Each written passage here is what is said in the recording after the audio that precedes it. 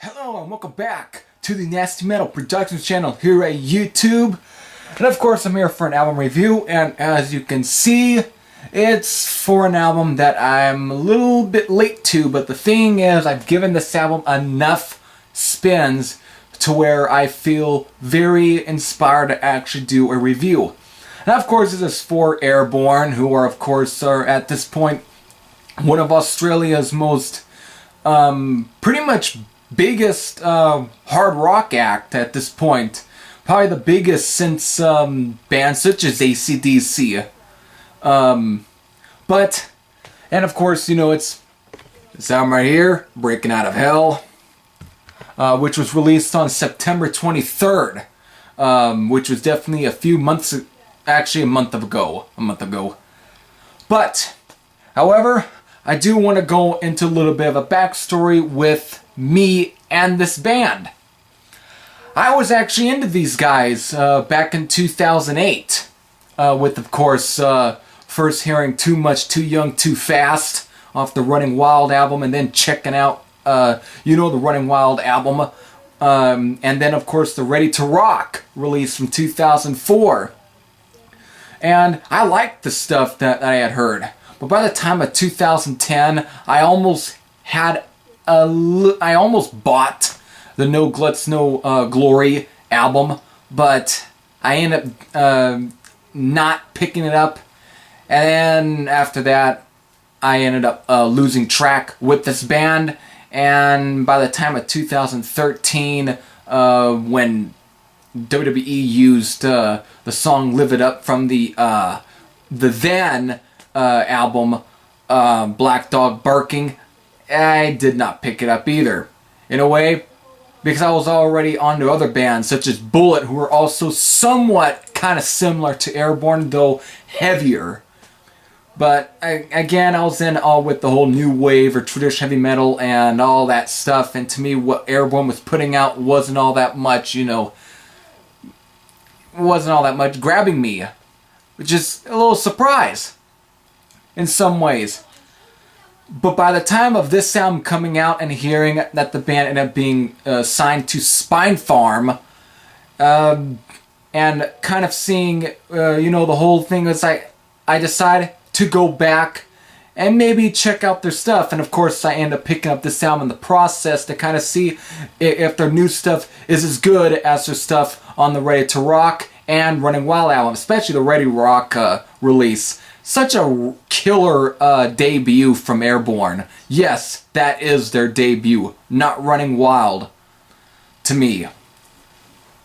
But, of course, listening to this album and then going back and checking out the two albums that I didn't listen to, which were No Guts, No Glory and Black Dog Barking, I really missed out on some good stuff, especially on the No Guts, No Glory. But, however, on the Black Dog Barking, it seemed like the band definitely went in a bit, kind of a change, almost. It's like they kind of wanted to do something a little different, almost. They definitely were a little more commercialized on that one. Here, though, on Breakin Outta Hell, they really went back to straight to the jugular type approach. That was definitely, very present on Ready to Rock, Running Wild, and No Guts, No Glory. Every bit of track on this album just has that raw rock and roll feeling that was definitely even at time very present within the 1970s and early 1980s. It definitely does have that sort of mixture of AC/DC, Rose Tattoo, Crocus, and at times Motorhead. This is pretty much at times, even at times, very heavier than any of the stuff that Airbourne has definitely put out, especially kind of, very present within tracks such as the title track, and of course Thin to Blood, which is probably the fastest song on this album. It's almost at times on the same edge of like Motorhead.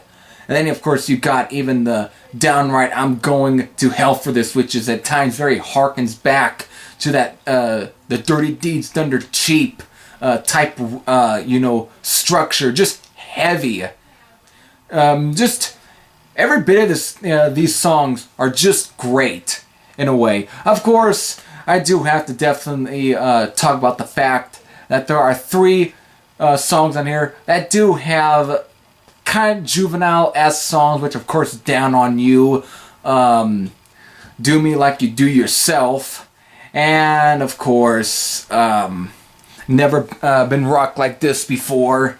But they're just done in more of a kind of a catchier way, something that you would expect from the likes of Crocus in a way. You know, Long Stick Goes Boom. But still, these are definitely some good songs that really do have a great feel, and there really isn't a bad song on here. However, I do want to address the very last track, not the track that's on the Best Buy exclusive, no, on the regular one, which is It's All for Rock and Roll, which of course is a tribute to Lemmy Kilmister, and the song is done in a way it's almost has a bit of a haunting feel, especially with some of the words chosen for it. No speed till death, his ghost still haunts the stage. And of course, Millionaire drums shatter like a glass. The whole thing just really fits the whole Lemmy himself and even Motorhead to a T. It's just a very good track, and at times it's even better than some of the most of the other songs. It's actually probably the truest highlight, and it ends the album on a very good note. There isn't any bad songs, but It's All for Rock and Roll is just a very well done track. Just a good song nonetheless. And of course, the song Bombshell that is featured on the Best Buy exclusive edition is also a good track as well. Definitely overall, this is definitely a good album. And of course, the album definitely brought back producer Bob Marlette, who of course produced Running Wild, their debut full-length album, even though I still think Ready to Rock is more of a full-length album than what it mainly gets passed off as. But he comes back, and of course along with him is engineer Mike Fraser, who actually has been working with AC/DC since the Ball Breaker album.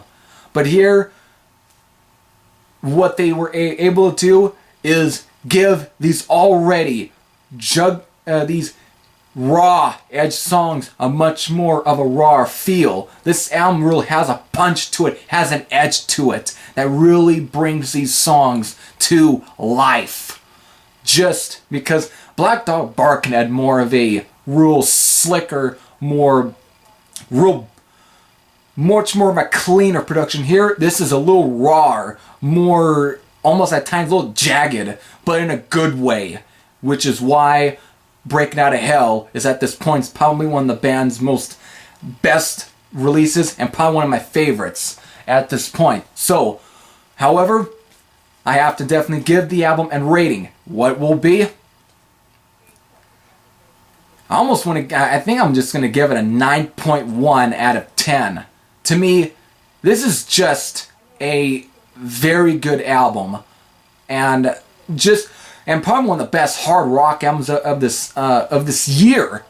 And at times, I'm not going to go and just say that this is definitely kind of a metal album, because it is heavy. It's probably on the edge of somewhere kind of like hard rock, heavy metal, but it's still, genres aside, it's just a good album nonetheless, and one that will please at least any fan of Airbourne. Of course, if you have heard this album, which you have, you definitely can post your comments down below. However, lyrics aside, it's all fun. It's all about having fun. So, just kick back and listen. See you later.